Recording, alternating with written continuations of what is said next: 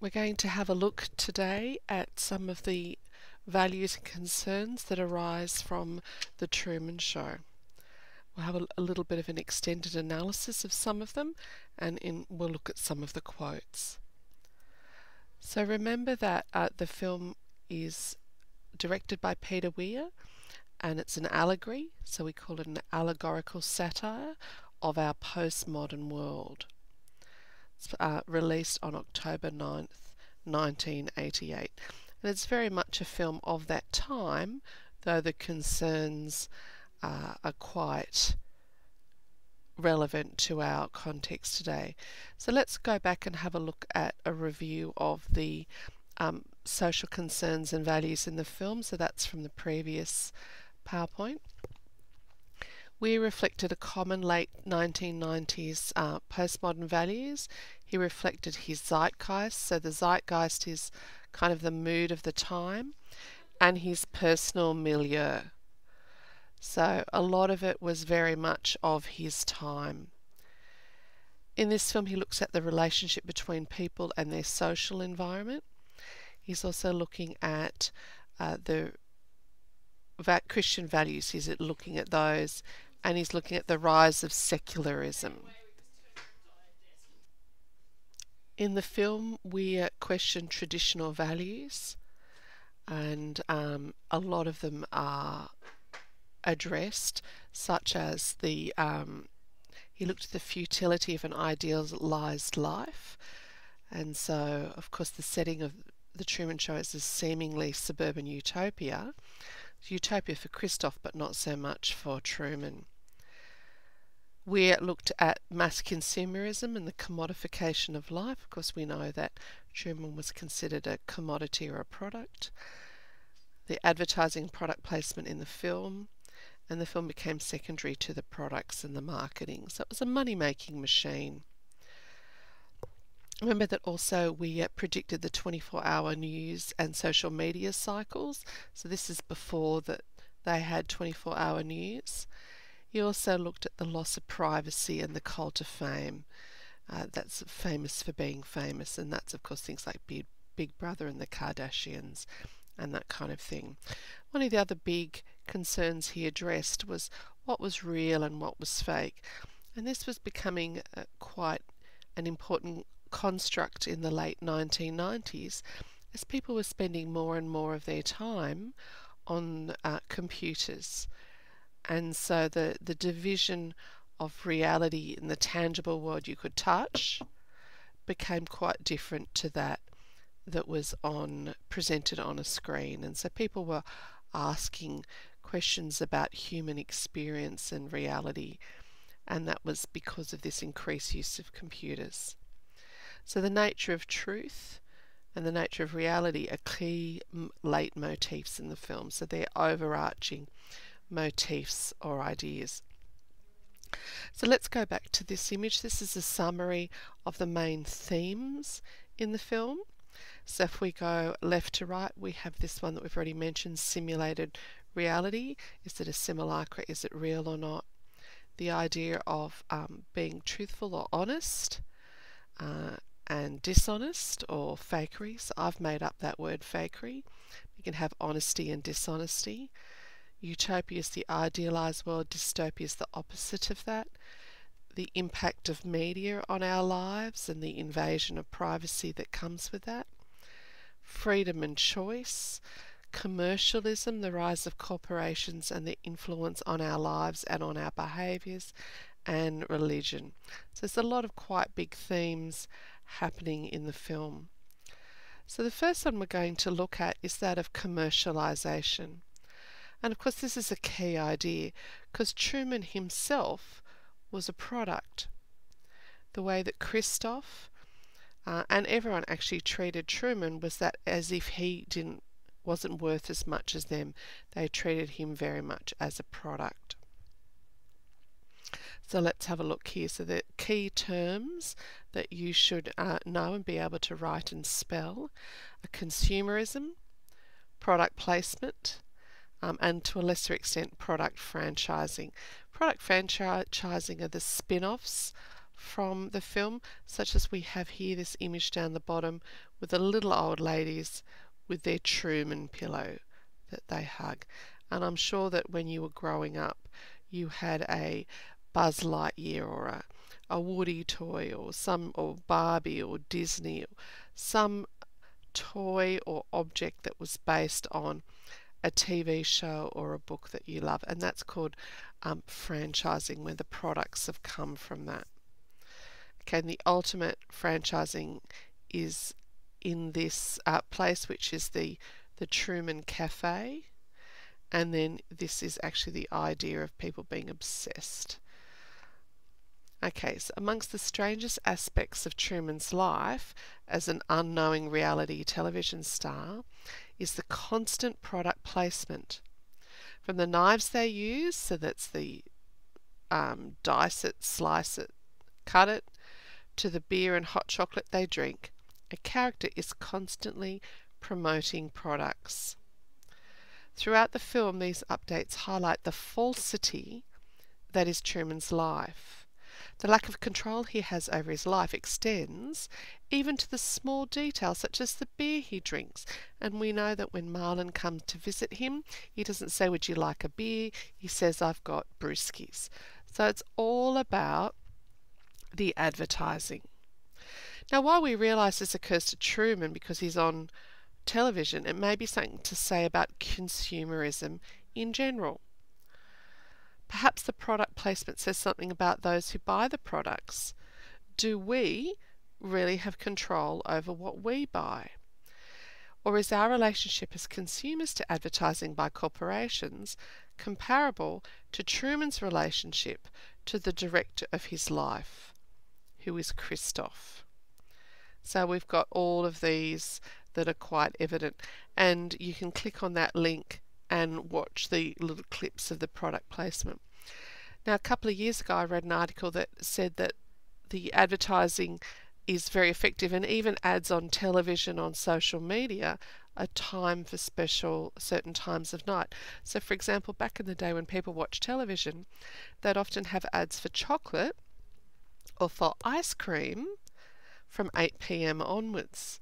And that's because that's when people have had dinner, they're sitting down to watch TV, and now and so the power of suggestion is if you see a chocolate ad or an ice cream ad, suddenly you want one, even if you weren't intending to do it before.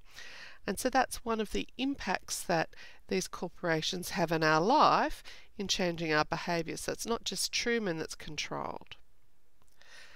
So here we've got a couple of the examples. So Meryl actually breaks character and she resorts to product placement when arguing with Truman. Okay, so he's just tried to escape. He's been tackled by very strange men in radioactive suits. Meryl's brought him back home. He's absolutely traumatized. They're having an argument. What does Meryl do? She advertises the hot chocolate drink, and this is her dialogue. "Why don't you let me fix some of this Macoca drink? All natural cocoa beans from the upper slopes of Mount Nicaragua. No artificial sweeteners." Truman, of course, reacts as you would expect. "What the hell are you talking about? Who are you talking to? I've tasted other cocos. This is the best." Okay, so we have this really disconnected conversation between Meryl and Truman. They're having deep emotional conversation. They're arguing. What does Meryl do? She does the product placement. And it's because she doesn't want to argue with Truman. When he goes off script, when he's not behaving in a way that she and the corporation are happy with, she doesn't know what to do with him. And here's another example a bit earlier on. Meryl comes back from shopping. She gets off her bike and shows him, "Look what I bought at the checkout." And she holds up the Chef's Pal kitchen multi-knife and advertises it. And then after this one, when they had the argument, she's holding the knife out as a weapon. Truman You're scaring me because he wants to be emotionally honest. No, you're scaring me, Meryl. What are you going to do? Dice me, slice me, or peel me? There are so many choices. So in the midst of the battle, emotional turmoil, Meryl has twice gone for products. Why? She sees Truman as less than a person. Poor old Truman. She sees him as a kind of a product, and he has become a product in the eyes of this corporation, because he's the linchpin. He's the thing that they make their money from. So he's not a person, he's a product, because they can sell him. And so that's Meryl's go-to when they have conflict. And that comes to one of the other themes that we see in the film, freedom and choice. We know that Truman has tried to escape several times. Even when he's younger, he's just talked about it. But his plans to leave Sea Haven have always been shot down, haven't they? And even to an extreme extent. Okay, so he's got no freedom of choice. So this image here is when he wanted to fly out to go to Fiji, and you have on the wall a really funny image that you wouldn't expect, would you, in a travel agent, and it's a plane being struck by lightning. It could happen to you. I tell you what, if the flight centre had that on the wall at the Towers or at Rouse Hill, they wouldn't do a lot of business. And that's exactly the point. Now, towards the beginning of the, not in the beginning of the film, but in the middle of the film, when they have the interview with Christoph, there's an incidence of dramatic irony. Now, dramatic irony is when the audience knows more than the characters. Okay, so we see things slightly different than the characters who are immersed in the film or the play or the story do. When speaking of Truman, Christoph stated he could leave at any time if this were anything more than a vague ambition. If he was absolutely determined to discover the truth, there is no way we could prevent him. Truman eventually does discover the true nature of his reality, despite the continuous psychological manipulation and physical entrapment by Christoph and the team. So you can use that as a quote in your essays. He has continuous psychological and emotional manipulation and physical entrapment. And what happens when he tries to leave? So this is when he tries to drive out with Meryl, and this is one of the button cams. He's being attacked by the strange men in silver suits, and here is he now lying on the ground. He's got this eerie scene of them towering over him, and they catch him. So this is not somebody who's free to leave at any time. When he finally tricks them to go, we've got this image here which is profoundly disturbing because it's reminiscent of scenes of something you'd expect to see in a war film, when they join hands and they're searching for Truman, linked arms with the torches, and they're trying to find him. And then you have the image below it, which is the dog that was next door, and it too, no wonder Truman was afraid of it. Look at those teeth. So this is the image that's now showing us that Truman was right not to trust them, that they weren't ever going to let him escape, despite what Christoph has said. So this is part of his trickery, so to speak. In the same interview that Christoph said that, Sylvia rang in. Now Sylvia's, remember, his early love interest. Truman's life was not his own. He didn't have a real choice, and Sylvia knew this. And she said very angrily to Christoph, "What right do you have to take a baby and turn his life into some kind of mockery? Don't you ever feel guilty?" Well, damn, Sylvia, that's a very good question. because he doesn't have the moral capacity of someone like God, who he's just human and he's flawed, isn't he? Christoph, of course, tries to justify himself. Remember, his name alludes to him pretending to be like God, Christoph of Christ. He says, I've given Truman the chance to live a normal life. The world, the place you live in, is the sick place. Sea Haven is the way the world should be. Now, this is Christoph's version of utopia. He gets to choose what happens in it. He gets choice, but Truman doesn't. So there's no freedom of choice for Truman. And Sylvia understands that. And this is a really important quote that you may want to have on your hit list of possible quotes. He's not a performer, he's a prisoner. Look at him. Look at what you've done to him. So it's a really important quote that encapsulates the entrapment of Truman. Christoph says then in response, he could leave at any time, and this is the one we've just looked at, if he was more than just a vague ambition. If he was absolutely determined to discover the truth, there's no way we could prevent him. I think what distresses you really, caller, is that ultimately Truman prefers his cell, as you call it.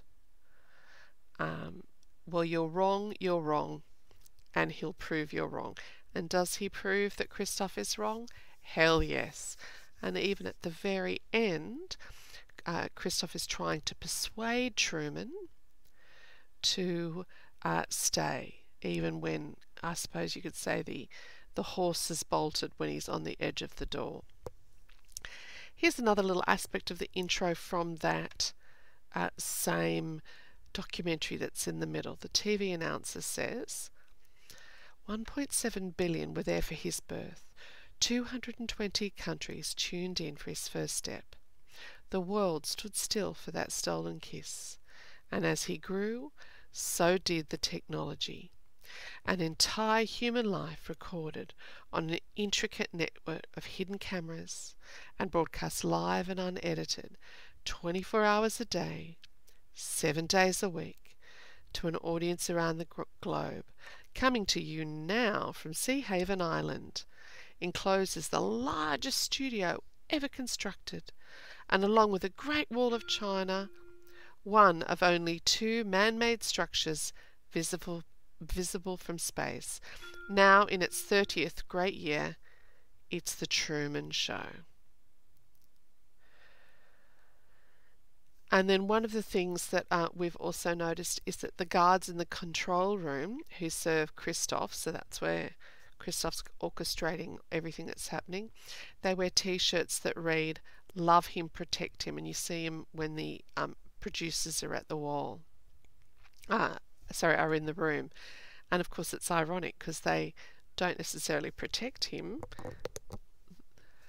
Okay, and then we have this next quote is from when Christoph is trying to drown Truman because Truman has the audacity to try to escape. And the executive says, and here they are over here on the right, "For God's sake, Chris, the whole world is watching. We can't let him die in front of a live audience."